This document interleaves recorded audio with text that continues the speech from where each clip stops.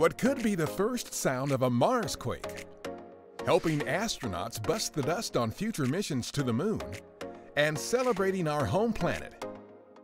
A few of the stories to tell you about this week at NASA. An instrument on our Mars InSight lander has measured and recorded for the first time ever a likely Marsquake.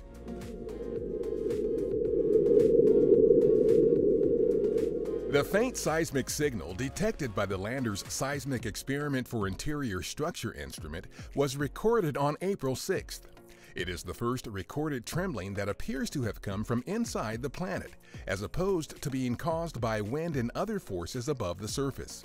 Scientists still are examining the data to determine the exact cause of the signal. The InSight mission is studying the deep interior of Mars to learn more about how it and other rocky worlds, including Earth and the Moon, formed. A technology being developed by researchers at our Kennedy Space Center could help keep pesky dust out of hard-to-reach places in spacesuits and other gear used by astronauts on future exploration missions to the Moon and other planetary surfaces. The Electrodynamic Dust Shield, or EDS, recently launched to the International Space Station on Northrop Grumman's Cygnus spacecraft.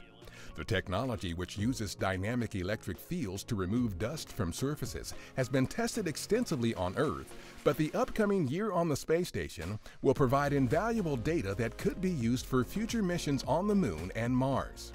NASA is working to send American astronauts to the Moon by 2024, specifically to the lunar South Pole, a place no humans have ever gone before.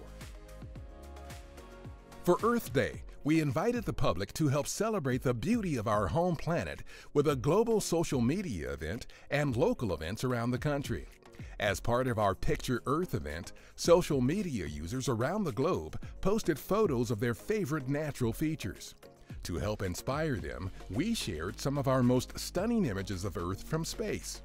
Some photos submitted by the public could be showcased in future NASA projects. Meanwhile, local events like our Earth Day in the nation's capital at Washington, D.C.'s Union Station were filled with demonstrations and hands-on activities to help illustrate how we explore our home planet and beyond. Space for Us is our new interactive website that highlights how observations of Earth from space help strengthen communities across the United States and inform decisions about public health, disaster response, and environmental protection.